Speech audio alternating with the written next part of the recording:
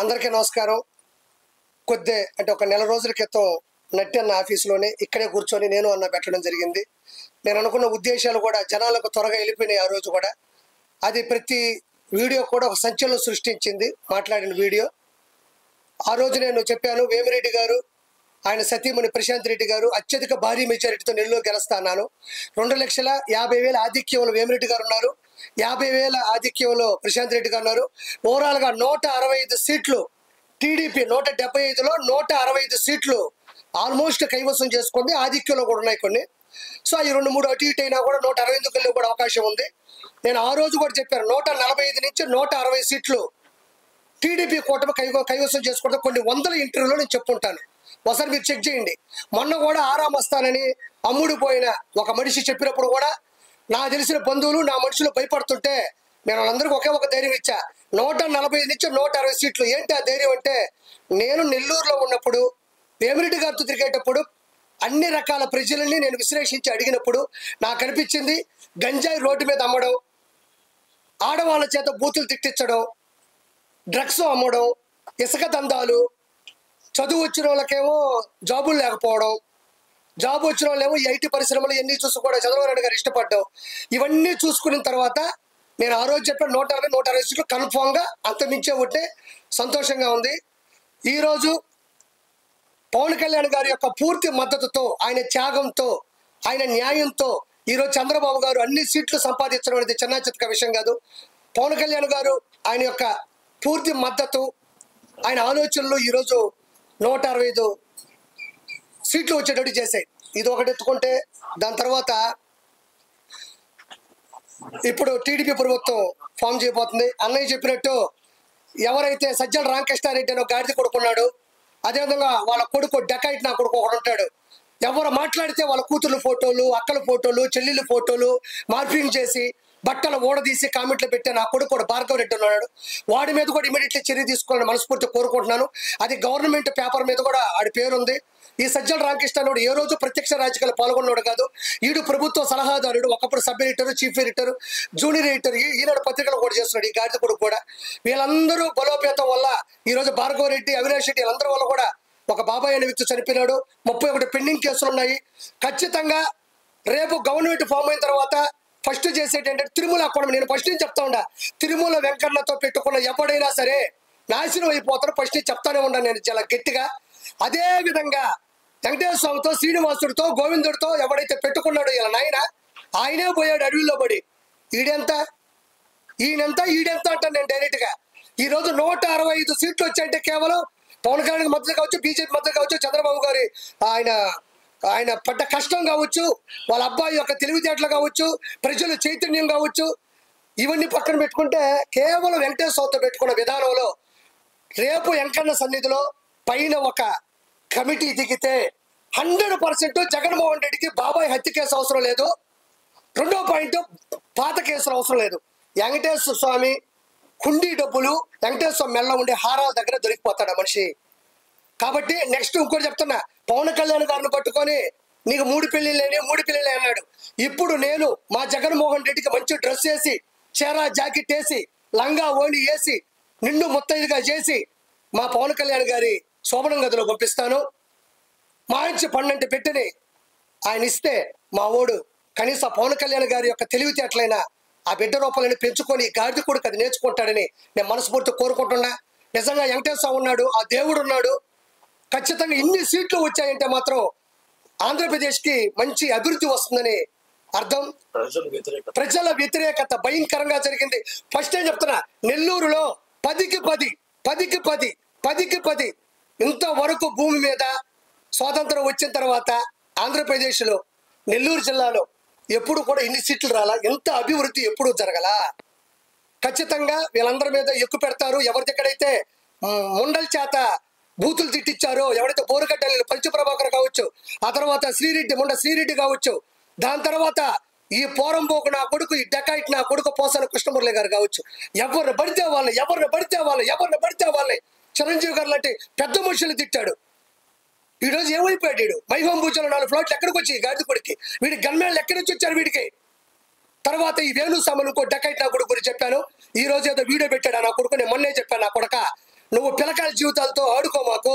సమంత గది నా చేతిన గది ఎక్కడ పప్పులో వినేశారు. నా కొడుకు జ్యోతిష్య రూపంలో చెప్తే అది జనాలు నమ్మి కొన్ని కోట్ల రూపాయలు పోగొట్టుకొని ఈ మెల నా కొడుకు ఈరోజు చెప్పాడు నా తప్పు అయిపోయింది, నేను ఇంకా చేయను. ఈ రోజు ఒప్పుకున్నాడు. ఎందుకు ఒప్పుకున్నాడు? నేను ఆ రోజే చెప్పేవాడు డెకాయిట్ నా కొడుకని.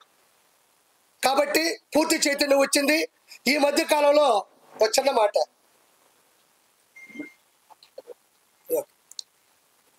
పూర్తి మద్దతుతో ఆ దేవుడి దయ వల్ల నా కుటుంబం మీద, నా వ్యాపారాల మీద, మా ఆవిడికి ఎన్ని బూతు మాటలు వచ్చేటివో, ఎన్ని ప్రైవేటు నెంబర్లు వచ్చేటివో, ఎన్ని పెడద్రాలకి వచ్చే అర్థాలు వచ్చేటివో మీకు ఎవరికి తెలిసి చెప్పుకోవాలా. సౌరాత్రుల్లో డోర్లు కొట్టేవాళ్ళు, నేను వెళ్తా ఉంటే వెనక కత్తులు పట్టుకొని తిరిగిన సందర్భాలు ఉన్నాయి. తర్వాత నా వ్యాపారంలో నాకు వచ్చిన ఫ్రాంచైజీలు మొత్తం ఆపేయడం జరిగింది. రేపు అడ్వాన్స్ తీసుకుందామని లోపల ఈ రోజు ఆపేసే సందర్భాలు ఉన్నాయి. నన్ను పట్టుకొని కొంతమంది నా కొడుకులు అన్నారు, వైసీపీ నా కొడుకులు, గొట్కా నా కొడుకులు, జూన్ 4 తర్వాత నీ పరిస్థితి ఏంటి అని అడిగారు. నా కొడకల్లారా, ఇప్పుడు మీ పరిస్థితి ఏంది? కిరా కార్పి అన్ని వదులుకోనే రోడ్డు మీద నిలబడి ఆ రోజు ఇక్కడ ప్రెస్ మీట్ పెట్టాడు. మీలో ఒక్క నా కొడుకైనా వైసీపీ నా కొడకలకి ఆర్పీలో మాట్లాడే దమ్ముందా? ఎవరైనా మాట్లాడగలరా? మీకు దమ్ముంటే నా కొడకల్లారా 4వ తారీఖు ఏంటన్నా, 4వ తారీఖు మీ ముందే ఉన్న నా కొడకల్లారా 165 సీట్లు 20 చిల్లర ఎంపీ సీట్లతో కిరా కార్పి ఈ రోజు నిలబడ్డాడు. ఒక కమిడియన్, ఒక చేపల పులుసు పెట్టుకున్న ఒక కిరా కార్పి. మీరు ఎంతమందికి దమ్ముందో నా కొడకల్లారా? మినిమం చదువు కూడా చేత కాదు నా కొడకలారా, గొట్కాలు వేసుకునే నా కొడకల్లారా, గోండా నా కొడకల్లారా, పశువులు నా కొడకల్లారా, మృగాలు నా కొడకల్లారా, రండి నా కొడకల్లారా. ఇప్పుడు దిగుతున్నాడు, సరిగ్గా దిగినాడు పవన్ కళ్యాణ్. తట్టుకోగలరా?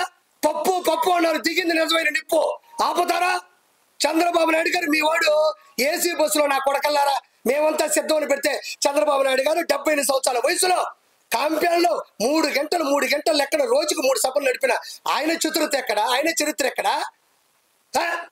మొహమీట పెట్టుకొని రాయి తగిలిందా వాడికి?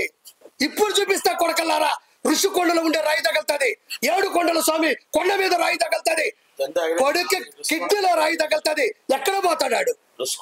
యాడే పోతాడు? ఈ రోజు కొండలు అనేటివి ప్రకృతి వనరులవి. విశాఖపట్నానికి సముద్రం ఎంత అవసరమో కొండలు కూడా అంతే అవసరం. వాటిని సగం చేసి అక్కడ నువ్వు ప్యాలెస్ కట్టుకుంటావా? అక్కడ ఇల్లు కట్టుకుంటావా? వెంకటేశ్వర కొండ మీద క్రిస్టియానిటీ పెస్తావా? వెంకటేశ్వర కొండ మీద ప్రసాదం లేకుండా చేస్తావా? వెంకటేశ్వర కొండ మీద అన్నం ఉడకుండా చేస్తావా? వెంకటేశ్వర కొండ మీద నువ్వు పౌను పొరాకులు, సిగరెట్లు, మటన్లు, చికెన్లు వండుకొని తింటావా? నువ్వు వండుకొని తినలేదా?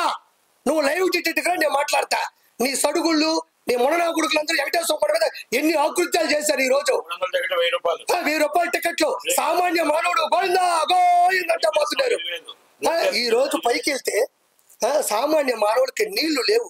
ఒకప్పుడు చక్కటి మజ్జిగ, కాఫీ, చిన్న పిల్లకాయలకి వెంకటేశ్వర సన్నిధిలో కదా వెంకటేశ్వర ఒళ్ళో కూర్చున్నట్టు సాంబార్ రైసు, కార్డ్ రైసు. ఎట్ట టీటీడీ ఈక్వల్ టు టీడీ ఇప్పుడు చంద్రబాబు నాయుడు గారు హయాంలో. ఈ రోజు ఏమైంది? ఈ గాడిద కొడుక్కి వెంకటేశ్వర అంటే నీకెందుకు అంత చులకన? ఈ రోజు ఏమైంది నీ బతుకు? నీకు అపోజిషన్ లేకుండా చేసింది ఈ పొజిషన్. పోయి అడుక్కు తిను. నువ్వు ఆ సజ్జల రామకృష్ణారెడ్డి, ఆ భార్గవ రెడ్డి, నీ ఐపాక్ టీము కొడక గొట్టారా కొడకల్లారా. ఈ కొడాలని ఎట్టుపోయినాడు ముసలోడు, బొచ్చుగాడు అన్నాడు. ఎరా బొచ్చుగా నా కొడక రారా, నువ్వు ఎక్కడ నువ్వు రాను మంది మాట్లాడుతావు. నా కొడక తల తీసుకొని ఈడు ఆ వలమనేసి గడవరవాడు తల తీసుకొని పోతా. సిగ్గు లేదా నా కొడకలారా? ఎలా ఓట్లేస్తాను అనుకున్నారా మీకు జనాలు? మీరు గంజాయి తీసుకుని అంత ఒక సీఎం క్యాండిడేట్ ని ఒక ఎమ్మెల్యే క్యాండిడేట్ తిడతాడా? ఒకవేళ మాట్లాడాలంటే క్యాండిడేట్లు మాట్లాడుకోవాలా. ఈ రోజు నిన్ను నేను నిలదీసే స్థాయికి ఎందుకు దిగజారిపోయినావు నువ్వు? గొట్కా నా కొడకలారా మీరు. ఏడా పేరు నానియాడు, ఏడా పేరు కిట్టుగాడు ఏడాడు, మిథున్ రెడ్డి, వైవి సుబ్బారెడ్డి, విజయసాయి రెడ్డి ఏటుగాడు ఏడే, వేమిరెడ్డి ప్రభాకర్ రెడ్డి మీద ఎక్కడ పోయాడు? ఎయిర్పోర్ట్ వేస్తావు నువ్వు. చెప్పాడుగా డిపాజిట్లు రావని చెప్పిన కొంచెం అటు ఇటుగా పోతా ఉన్నట్టు ఊదుకొకలు ఒకటి వేసుకొని. నా అంత సాధ్వి లేదు. నేను ఒక తాళపాక అన్నమయ్య వెంకటేశ్వర స్వామి దగ్గర పోతుంది. రోజమ్మయ్య, రోజా మా అత్తే. అది కాదు ఇప్పుడు ఆమె ఒక హిందూ అండి. నేను ఎవరు తక్కువ అంచనేసి చెప్పట్లే. నేను మా ఆవిడ నా పరిచయం అయిన తర్వాత నాకు మా ఆవిడ పరిచయం తర్వాత ఫస్ట్ నేను తీసుకెళ్ళింది నెల్లూరు దర్గాకి, కస్మూర్ దర్గాకి. అంటే నాకు హిందూ ఆయన ఎంతకు ఇష్టం. నేను 2 సినిమాలకు కో డైరెక్టర్గా క్రిస్టియన్ మూవీ చేశాను, సేవియర్ అని. ఇప్పుడు కూడా ఆర్పి నాయుడు అని ఉంటుంది చూడండి. అంటే నేనేదో కమ్మని చెప్పడం కదా, దాంట్లో ఆ పేరు ఉంటుందని చెప్తున్నా. ఆ మనిషి పైకి 30 బండ్లు 40 బండ్లు, ఇవి గన్మ్యాన్లు, ఇవి హోదా, ఇవి టింగు నన్ను చూడు, నా అందం చూడు. ఏమైందమ్మా ఈరోజు? ఏం చూడాలి నీకు? ఎగిరిగిరి పట్టావు, 1000 కోట్లు దంచావు నువ్వు. ఈ రోజు నగిరిలో అట్టర్ ఫ్లాప్ అయ్యావు నువ్వు. ఏం కర్మ నీకు? వెంకటేశ్వర స్వామి దగ్గర జరిగే అవినీతి ఒక్కరోజు ప్రశ్నించకపోయినావు. జగనన్న జగనన్న అందరూ నిన్ను మెచ్చుకుంటున్నారన్న అన్న అన్న గొడ్డలే. ఏం కాదు, 10 మేము ముష్టి వేసాం అనుకోండి, గాడిద కొడకలారా, మీకు 10 ముష్టి వేసాం. ఆ 10తో బతకండి. ఈ రోజు అపోజిషన్ లేదు. ఒకటి మాత్రం చెప్తున్నా, అదే అంతే. నేను ఒకటే ఒక మాట మాట్లాడుతా ఉండా. ఫైనల్ గా చంద్రబాబు నాయుడు గారి హయాంలో పవన్ కళ్యాణ్ గారి పూర్తి మద్దతుతో ఈ రోజు ఈ గాడిద కొడుకు జగన్ ఒకే ఒక మాట చెప్తా ఉండా. నేనేమి శ్రీరెడ్డిలా బరిదిగిచ్చి చేతులు ఇట్టు పెట్టో నేను మాట్లాడలే. మా అమ్మ సాక్షిగా మీరు మొదలు పెట్టారు, నేను కొనసాగిస్తున్నాను అంతే. ఈ రోజు మాట్లాడుతా ఉండా. పవన్ కళ్యాణ్ గారు వైనాట్ 175 అన్నాడు. ఒరే గాడిద కొడక, ఇక్కడ వైనాట్ 21 అయిపోయింది. వైనాట్ 21. నీకు వచ్చిన 10 కన్నా 11 ఎక్కువ వచ్చిన ఆయనకి. నిలబెట్టిన 21ని మీరు తిడుతున్నా, కోట్ల రూపాయలు పోగొట్టుకున్నా, సినిమా లేకపోయినా, ఫినిష్ చేయలేకపోయినా నిలబడ్డ చరిత్ర అది. గాడిద కొడకల్లారా, డస్ట్బిన్ నా కొడకల్లారా. 21 వైనాట్ 21 అని ఆయన ఏ రోజు వల్ల. కానీ 21 వచ్చినాయి ఆడ. నీకు ఎన్ని వచ్చినాయి? 10. నా తెలిసి ఇంకా కొంచెం ముందుకు పోతా ఉంటే ఇంకో 3 పోయేటట్టుండే గాడిద కొడుకు. మొత్తానికి గుర్తుపెట్టుకో, నేను ఇత్తలా తిడుతున్నాను అంటే ఎన్ని అగాత్యాలు వచ్చినాయో. అక్కడ తిడుతుంటే తిరగబడ్డ తమ్ముడిని చంపేసి నుంచి ఆవేశం వచ్చింది. ఇసుక దందాలు చేసి గుంటలు పోయి మొత్తం చెరువులని లోడేస్తే నాకు ఆవేశం వచ్చింది. వెంకటేశ్వర స్వామిని నాశనం చేస్తే నాకు ఈ ఆవేశం వచ్చింది. గంజాయిని నడి రోడ్ల మీద పట్టబగలు అమ్ముతుంటే నాకు ఈ ఆవేశం వచ్చింది. జగన్మోహన్ రెడ్డి వచ్చలాంటి ముందు తీసుకొచ్చి మిగతా వాళ్ళందరికీ అమ్ముతుంటే ఆంధ్రాలో నాకు ఈ ఆవేశం వచ్చింది. నా ఆవేశంలో నేను 100 అంట. ఓకే, నెక్స్ట్ నుంచి నెట్టని చెప్పినట్టు సినీ ఇండస్ట్రీలో కూడా ఈ డకాయిట్ నా కొడుకు ఎవడైతే ఉన్నాడు, ఎవడీడు పోసని పోరం ఒక నా కొడుకు ఇట్ట అంటాడు, గాడిద కొడుకాడు. వాడు పోయాడు. వాడికి FDC చైర్మన్ అంటే ఫిల్మ్ డెవలప్మెంట్ కార్పొరేషన్, ఎవరికి తెలియదు. వాడు ఏ రోజు ఫిల్మ్ డెవలప్మెంట్ కార్పొరేషన్ అంటే నట్టుకున్నంత నాలెడ్జి, నట్టు కుమార్ అన్నకున్నంత ప్రేరణ, నట్టు కుమార్ అన్నకున్నంత ఆవేదన ఏ రోజు ఆ గాడిద కొడుకుని నేను చూడలేదు. నిరుపేద కళాకారులకు ఇల్లు పట్టాలిద్దాం, లేదంటే నిరుపేద కళాకారులకు 24 గంటల భోజనం అనే ఒక పథకం పెడదాం. పాపం ఆర్టిస్టులు కృష్ణానగర్ లో భోజనం పెడతాం. ఈ వదిలేసి చిరంజీవి గారు ఓడిపోయారు, పవన్ కళ్యాణ్ గెలవడు. చిరంజీవి గారు ఒరే బొచ్చుగా 21 వచ్చిన ఈ గాడిద కొడుకుడు చిలకలూరుపేటలో వీడికి ఏమొచ్చినాయి? వీడికి ఆ రోజుల్లో డిపాజిట్ రాని గాడిద కొడక ఈ రోజు పవన్ కళ్యాణ్ గారు స్థాయి మీద గాడిద కొడకలారా. తిట్టారు తిట్టారు తిట్టారు. ఈరోజు ఒక చరిత్ర అయిపోయిన ఆ తిట్లోని కలిపి. కాబట్టి ఇంత గొప్ప విజయాన్ని అందించిన ప్రజలందరికీ నేను వాళ్ళ పాదాల మీద పడి నా నమస్కారాలు తెలియజేసుకుంటూ, నేను మీ కిరాకార్పిని. జై చంద్రబాబు, జై పవన్ కళ్యాణ్, జై బీజేపీ, జై లోకేష్ బాబు, జై ఆంధ్రప్రదేశ్, జై ఆంధ్రప్రదేశ్.